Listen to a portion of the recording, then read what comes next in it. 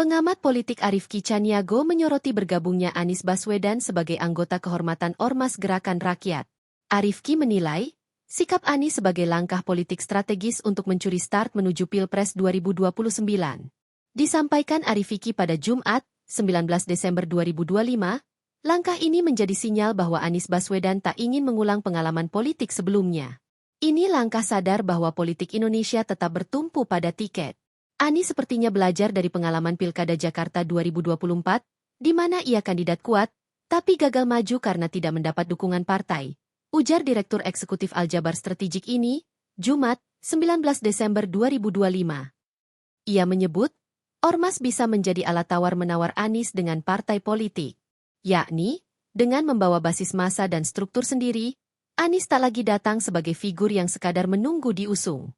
Menurutnya, Anies bisa menjadi aktor yang punya nilai tukar politik. Arifin menyatakan, ormas tersebut juga bisa bertransformasi menjadi partai politik.